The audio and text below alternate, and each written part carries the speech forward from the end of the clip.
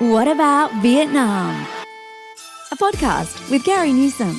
The series where Curry talks with travellers about their experiences and adventures. Find out more about Vietnam from the people who have actually been there. What about Vietnam? Whether it's adventure, exploring the culture and cuisine, shopping, or just soaking up the sun. Let Carrie and her travellers pave the way for a magical holiday in Vietnam. What about Vietnam?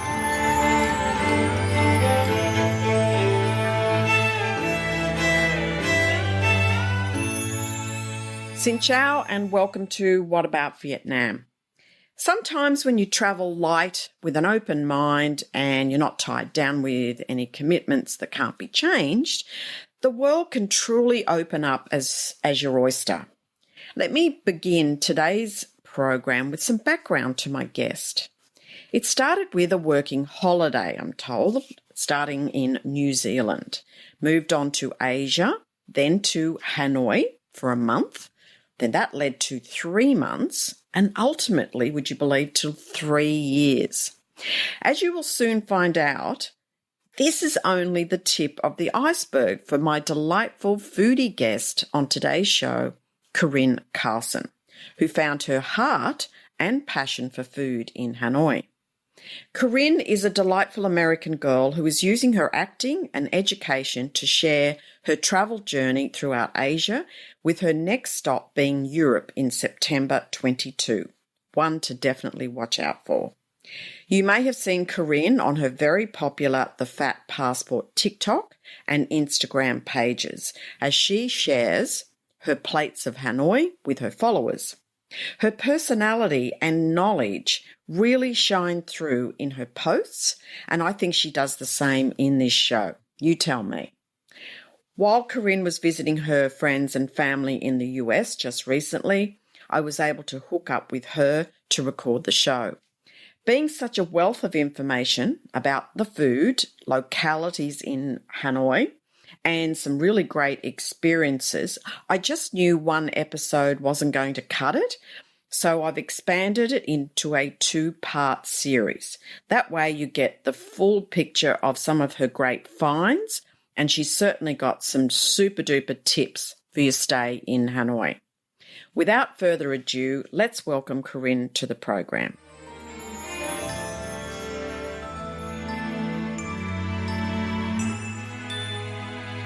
Corinne, hello, and great to have you on the show. Thank you so much for having me. Let's just jump right in, hey? I'm really keen to talk about Hanoi with you, and I know you're going to take us through the city and talk about it from a tourist, as you were when you first arrived, and then originally to someone living there for 3 years. So maybe share with us, just some of those things about the city as a whole, just to kick things off for everyone.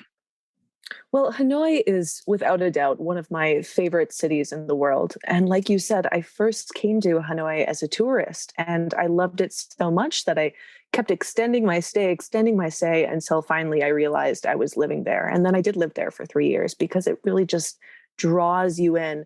I used to live in New York, so I love big city energy. And for me, Hanoi is one of those cities that just totally encapsulates that. There's so much going on, so much history, so much vibrant life happening pretty much around the clock. And it's just an absolutely stunning place to get lost in and also to live in. The times that I've visited, I've probably acted more as the tourist because I am a tourist, let's face it. I didn't get to live there and I don't get to live there. But there's certainly some areas which I kind of felt myself more drawn to because of their architecture, just as you say, that vibe in the area, the atmosphere and the friendliness of everyone. Can you speak to that yourself? Oh, yeah, absolutely. I think Hanoi is a city that's one of a kind in the way that like the best cities in the world are. I know so many people love Saigon. It's very cosmopolitan, but to me, Saigon is kind of like a cut and copy of a lot of other large cities that you find. But Hanoi, because of its history, is entirely its own. So it's a large city. It's a city of about 5 million people, but because it has so much rich history in it. It isn't a city of lots and lots of skyscrapers. It's a lot flatter in comparison to other large cities. So the old architecture from the French, from before the French, and from immediately after, really it is the main focus of what the city looks like. And also you'll find that people sometimes, especially Southerners, say that, oh, in the north, the Hanoians, they're so stuck up, they're so unfriendly. I have heard that too. Yeah, exactly. And especially as a foreigner who didn't speak Vietnamese when I first arrived, when you hear just like the dialect of the north and you see the mannerisms of people that they have, it seems very brisk, very blunt. So it doesn't seem right away that people are very happy to see you or even very happy going about their own lives. But once you just get used to the culture and you start even to learn a little bit of the language, you realize that people are saying very nice things to you, even if they don't have a smile on their face all the time. It's just kind of the emotional state of the North. So I think people are kind of turned off by that sometimes as a tourist or as a foreigner. But if you walk in and you're just kind and polite, you can trust that even if you don't understand people, they're being kind and polite back to you. And it's a good point to mention because I think you're right. I think I've noticed that there is a sort of serious note to the people in Hanoi. They are very serious kind of facially. But, every time I've dealt with anyone in Hanoi and, I actually do some work in Hanoi with a tourist company, everyone is just so lovely. And I find even the youth of Vietnam, they are even more exuberant to talk to foreigners because they want to practice their English and, they want to do things like they want to get to know a little bit about you and what we know about Vietnam back to them. So there's a really nice feel. But I do say again that I do get drawn to the lake areas or around the lakes. But maybe you talk to us about your experiences of, the best kind of places or, for a tourist to head towards, like where would you suggest that they kind of start their journey or their trip in Hanoi? Yeah, absolutely. You're so right. The lakes are such a total hub to both the living and the tourism culture parts of Hanoi. So in the very center of Hoan Kiem, we have Hoan Kiem Lake, which is an ancient lake. And there's a lot of story and history behind it, a lot of old temples in it and that surround it. And so what I would say, if you are coming to Hanoi as a tourist, you only have 1, 2, maybe even 3 days, I would say that staying near Hoan Kiem Lake in that central district is the best place for you to be. There's so much going on everywhere in the city, but most of the tourist places, most of the temples that you want to go and visit, most of the souvenir shopping is going to be right in that area. So that's a great place to be. If you have a couple more days, say you're there 4, 5, 7 days, I definitely recommend staying over by Hotei, which is the big, big lake that takes up a large portion of the center of Hanoi. And there's a neighborhood there where actually a lot of foreigners live called Teho. Hotei means West Lake. So this is like the western area where a lot of people live. And there's a lot of like great nightlife, great restaurants, a lot more people speaking English in that area too, if you're interested in having conversations with Vietnamese people or with foreigners who live there and just hearing about their lives. So both areas have a lot of history, a lot of great food, and a lot of great views to them. It just kind of depends on what your time frame is. Yeah, and it's a good point to mention the time frame because I know when I first went, I literally did the hop in, quick surveillance of the city, did the major points, and got out. So I really didn't get a good feel for the city. It was just too short. But of course, subsequent visits, I've delved in a little bit deeper and spread my wings a little bit further and got to know people and things like that. And the lake that you mentioned, as in Westlake, that's kind of the lake that you don't hear that much about. And it's a shame because, as you say, it's got a little bit of a different vibe to it than Ho Kiem Lake. And I think if maybe share a little bit more about Westlake, if you wouldn't mind, because I think it deserves, a bit more attention. Yes, certainly. So there's about 3 or 4 different districts, different distinct neighborhoods that surround West Lake because it is such a large lake. And each of those neighborhoods kind of has their own feel, but it's really common for people who live in those neighborhoods to spend a morning biking around the lake or walking around the lake with friends. It's a couple kilometers long. So that's a really nice activity. And then when you are doing that, when you're going along the lake, you're going to see lots of shops and restaurants, but more than anything, what you're going to see is so many coffee shops. You were talking about the youth of Vietnam before, and they have so much energy. They like to be seen. They like to dress up. They like to take photos with their friends. And so going to coffee shops on the lake is a really popular activity with young Vietnamese people. But with people of all ages, the coffee culture is so huge there. And so if you get a chance to go over to Ho Tay and just take a taxi there, which is really affordable and doesn't take much time, no matter where you're coming from. You can kind of cafe bop around different parts of the lake and enjoy the views and also enjoy just getting to be around people who live in those neighborhoods. And you're right, they do have an energy, especially the younger people, which I love because they make every event and even the event of just eating food such something to celebrate. They're always taking photos of the food. They're taking photos of the people that they're with, the place they're in. So they really celebrate it. And at first I found that, oh gosh, do they have to take a photo of everything?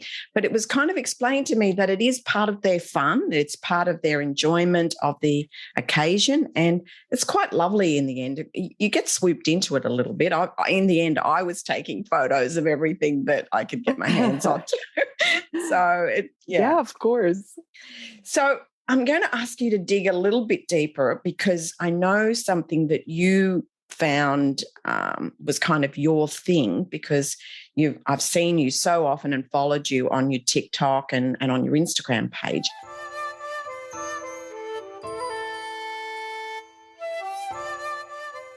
So let's kind of dig deep into the food, which I think you thought or found was top of the pops kind of thing. Yeah, absolutely. I'd be happy to. Should we start with some more casual dining, some street food? Yes, let's start there. Yes. Awesome. So you're right. I started a Instagram page called Plates of Hanoi shortly after moving to Hanoi because I love street food and I love Vietnamese food. And in the north in Hanoi, there's phenomenal food. But what I was finding was that there wasn't a lot of influencers who spoke English that were writing about it. And so I was going out and trying all these foods and I thought, I think other people who speak English would be interested in learning what these foods are too. So I just started documenting it. And then that page really took off. So in Hanoi, there's a lot of competition again between the North and the South, and that people think that Saigon food is better, but I have to disagree. The North just has incredible richness in flavor because the North actually has 4 seasons, 4 very distinct seasons. So instead of things being like light and sweet like they are in the South, you'll find a lot more hearty dishes and a lot more hearty flavors. Even the pho in the North is much more hearty than you'll find in Saigon in the South. And yes, pho, it's true. Yeah, and pho actually comes from the North. It originated from either Hanoi or the very northern ridges of the country. It's kind of disputed. So Northerners are very specific about the way that they make pho. So in the South, and often when you're in other countries, for example, in the US, and I had tried pho here, it was Southern style. So it came with lots of herbs and lots of lime and bean sprouts, things that you add into the broth. But in the North, the dish comes out as is, and you can put in some garlic, you can put in some chili sauce, but that's it, because the broth is so much more rich and it's so much more hearty, and it's more to just be celebrated on its own. And even though it gets super hot in the summer, just like it does in Saigon, people eat pho every single day. It is an absolute staple. Some other dishes that are distinct to Hanoi, our most famous dish in Hanoi, the most famous dish in Hanoi is bún chả. And this is maybe many people who are listening who have seen the episode with Anthony Bourdain, and he takes Obama to a bún chả spot in Hanoi, and they have a great conversation. But the reason why that dish was picked was because it just totally encapsulates the street food scene in Hanoi. So you have little grilled pork patties that are grilled over an open flame and often made with lemongrass. And there will be cut up pork belly as well. It's all going to come in in a broth, usually a fish sauce base with sugar in it. And it'll come with herbs on the side and bún, which is like vermicelli noodles. And in Vietnamese dishes, it's very common that pieces will come a little bit here, a little bit there. And then you're supposed to take a bite of this and a bite of this and a bite of this and put it all together in your mouth. So it's kind of DIY in terms of flavor and what you want to add. So bún chả is something that you absolutely need to try when you're in Hanoi. You can still go to the restaurant where Anthony Bourdain and Obama ate. It's now called Bún Chả Obama. And it has the table where they ate encased in glass and set up as if they were there. Personally, I don't think it's the best bún chả in Hanoi. I would prefer someplace in Hoan Kiem like Bún Chả 34, Bún Chả Tuyet, but it's a good example. And I've been there. It's not actually a fancy place, is it? It's got little red chairs. It's just really, really street food type place. Because when I first went there, I kind of expected, because Obama had been there, that they would have kind of taken him somewhere a little bit special. But it wasn't. It was just a really average, everyday street food place. So when you go there, don't think you're in the wrong place. You're probably in the right place. You're so right. And that season that Anthony Bourdain was filming, it was all about street food places. So it was like the perfect option for them to take there. Though I did hear that all the other people that are in the restaurant at that time are actually background actors. So yes, I heard that staged too. it a bit. Well, you've got to give it your best shot, haven't you? Yeah. Exactly. One other great thing that I will recommend about Hanoi, because a lot of the food has meat or it has some kind of protein in it. So people are a little bit cautious if they're vegetarian or perhaps if they're vegan before they travel to Vietnam. But a really lovely thing that I enjoyed learning about and especially enjoyed eating when I was in Hanoi were at the vegan buffets. So it's a part of Vietnamese culture to eat vegan food 1 to 2 times a month, depending on the lunar calendar, if you practice Buddhism. And some of the younger generations follow it. Sometimes they don't. But even still, vegan buffets have come out of this. So you can find some like little hole in the wall places and some places that are just absolutely built up and beautiful. And you spend about $1 to $3 and it's all buffet style vegan food. And I don't know about you, Carrie, but I never used to like vegan food. I kind of stuck up my nose about it. And I was like, tofu? Why would I eat that? And then I went to Vietnam and I completely changed my mind about vegan food. Mm. They do it so well. And they just have amazing, simple ingredients, but awesome flavors. One place that I really like that's in Hoan Kiem, it's also in Teho. They have a couple locations around the city, is called Veggie Castle. It's in big 3-story houses in all of their locations. It has a grand buffet. And it's just like a cool place to hang out too. You'll find lots of young Vietnamese people there. I'm really glad that you're starting to, mention some places, because I want to be able to direct people, because sometimes I think when you arrive into Vietnam, and I hear it from people all the time, it's a little bit overwhelming. Like it is so buzzy. There's, the motorbike thing. There's a lot going on. So trying to, point people to a particular area or a particular place kind of helps, because then they can kind of find, and if you're a vegan or you're a vegetarian and that's really what you want to do, well, I'm going to make sure that I put the link and mention this properly in the show notes. So if you are vegan, you're not lost. You're going to find places very easily in Hanoi that offer vegetarian or vegan food. And it's the same for people that are gluten intolerant.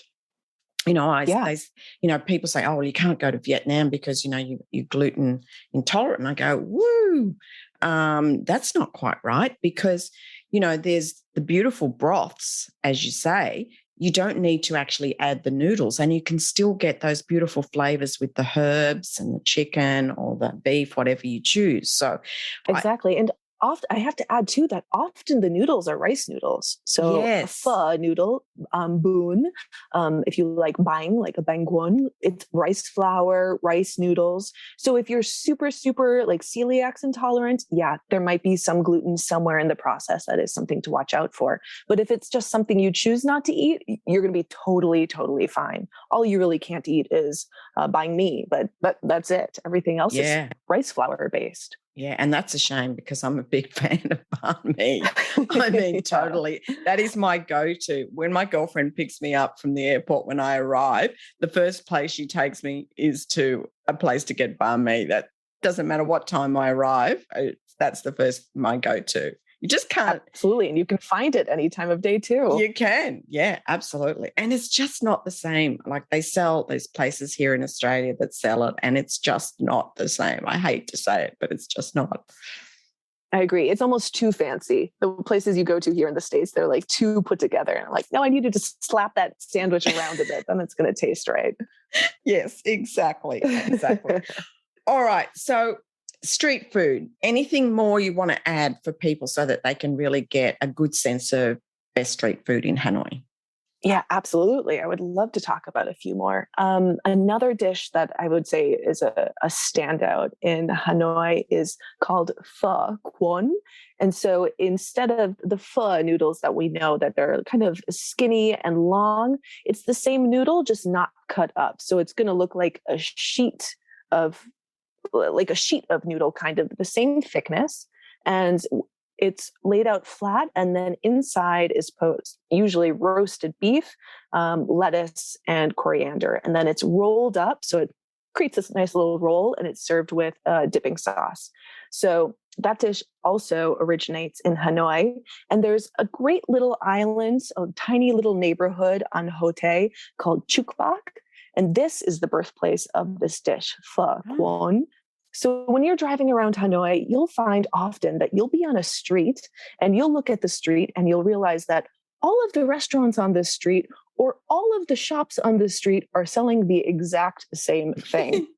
And that's just kind of how the Vietnamese view competition. It's like, well, if my competitor has clients that are coming here to buy pho kwon, then if I'm here with pho kwon, some of them will come to me rather than being spread out. So, for example, when you go to Chuk Bak, all you have to do is cross the bridge onto Chuk Bak Island, and the entire street that you drive down is packed with pho kwon restaurants all the way down, probably 10 on each side. And you can really walk into any of them. They'll be slightly different and have a few different things on the menu or cooking that's a little bit different, but more or less it's the same food, the same ingredients. And so it's fun to be in those places and look around and be surrounded by the same things. And I think if you use the advice I had from someone recently I spoke to about food in Hawaii, he said a good way to pick a restaurant is to pick it by their menu. So if they have a very big menu, like an extremely extensive menu, then he said, you can kind of figure yourself that they're not going to be able to cook all of that fresh or super fresh. So it's more looking for the restaurants or the street food that's just got a very small menu because it's what they focus on. And it's certainly going to be the freshest and made that day. And just something else I thought mentioning, some places serve pho, and correct me if I'm wrong here, Corinne, is that sometimes it's all gone by like 10 o'clock in the morning that day. Because, if I'm sort of getting up, if I'm having a lazy day and I want to kind of mooch and have something later, I go to some places and they've sold out because the Vietnamese are very early morning people, and breakfast and getting up early to meditate or go for a walk or, that sort of thing, they then are having their breakfast quite early. So sometimes the pho is all gone early. So it's not necessarily a dish that you have like evening or whatever. It's more earlier in the day, would you say? Yeah, definitely. And it's interesting. I would say that each pho restaurant, unless it's one of like the really well-known popular ones, usually it'll serve through one meal. So like you said, they'll wake up at 4 a.m., they'll prepare their pho, and then it'll be done by 9 a.m. Or there'll be a lunch spot, or there'll be a late at night spot for like people who are getting off work late at night. And that's that's very common for a lot of different dishes and street food that you'll find in Hanoi as well. Yes. And how, like when you were mooching around and picking places, how did you pick places that you decided to try and then ultimately record on your Instagram or TikTok page? Yeah. I asked a lot of friends, both foreigners and Vietnamese, for their recommendations. And I stalked Instagram so hard, and I would save posts from other people that I followed who were Vietnamese foodies, and places that I wanted to try, or dishes that I wanted to try and I could try elsewhere. And so even just searching through hashtags like Hanoi Eats or Foodie Hanoi, Hanoi foods, those gave me a lot of ideas about what to eat. And honestly, I am a very adventurous person, which was, why I decided doing the plates of Hanoi and photographing these things was a good thing for me to do, because I'll eat anything, but I know some people kind of want to learn about it first. But what I can definitely say to you in Hanoi is there's a lot of these staple dishes.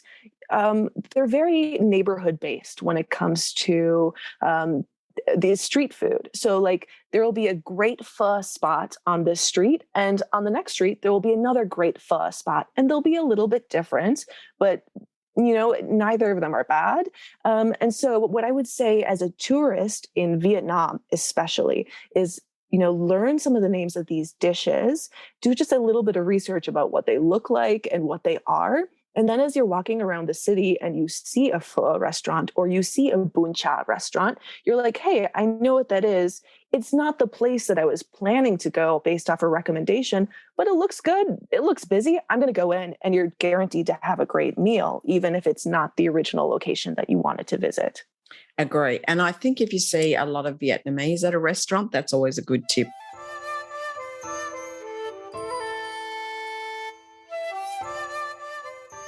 One thing that is so much fun, and I think maybe not a lot of tourists do it, there is a street in Hanoi that is called Chicken Street. And you can look it up on Google Maps, and it won't say Chicken Street. It will point you to the actual Vietnamese name, but it is a street that is just like the Pho Con Street, where every restaurant on that street is selling one thing. This street is all selling barbecue chicken and barbecue ribs, pork ribs, pretty much. Each restaurant will have a slightly different variation, but pretty much all the same thing. And it's only a nighttime activity. Mostly people will go as a couples, or they'll go with groups of friends. They'll order beer, they'll order grilled chicken and grilled ribs and grilled banh mi. And it's just like a super fun night out. Each restaurant will have their own hot sauce recipe that they're well known for. And that's right in Hon Kiem. And it is always a great meal. Just like you said before, go to the ones that have some people, but it kind of depends on the night. Sometimes my favorite is pretty quiet, even though I know it is a very popular place. But I've never been disappointed on that street. I definitely recommend it to anyone who eats meat.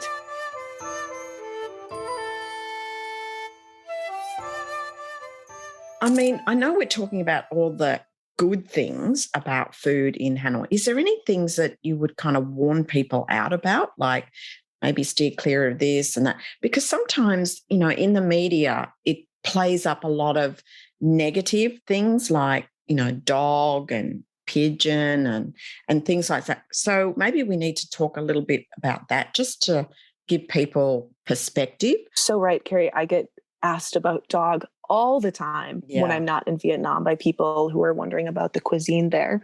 And it's something I'm super happy to just put to rest and lay out for people as well, because I know it's something that foreigners and tourists worry about.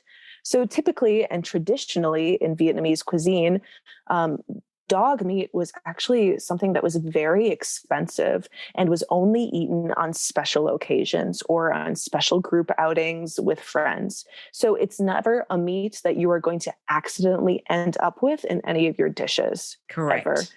unless you're maybe out with a big group of Vietnamese people, it's a very special occasion. Maybe I've heard like one or two people out of hundreds. This is not common, but one or two people say to me, I went out, I ate this meat, I thought it was very good. And then the next day I found it was dog. But that was just because they were out maybe with their business partners or something like that.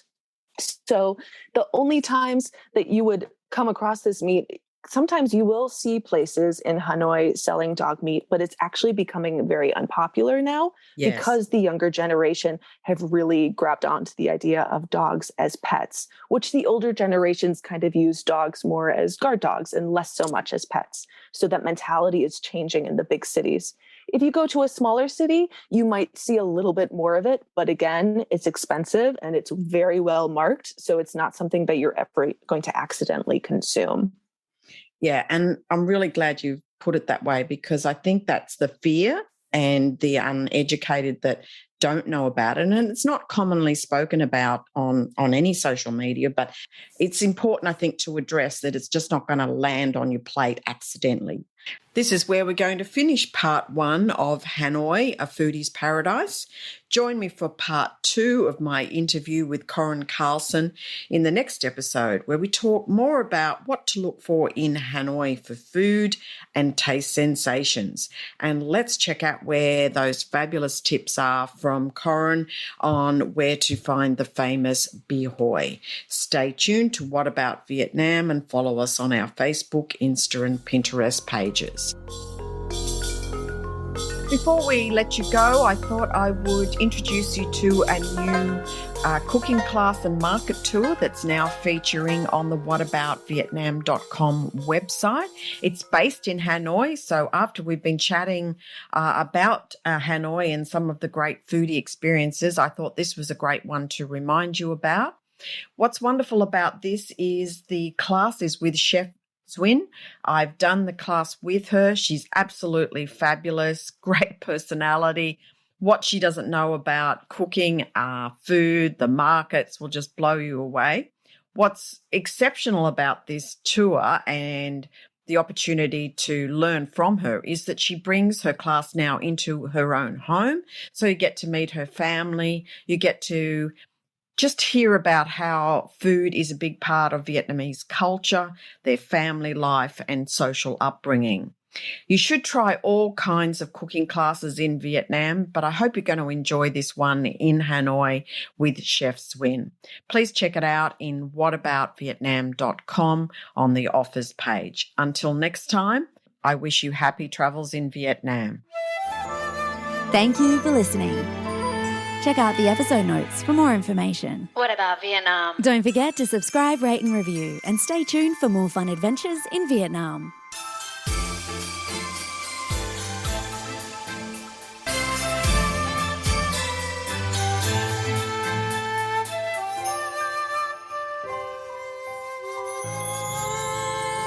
What about Vietnam?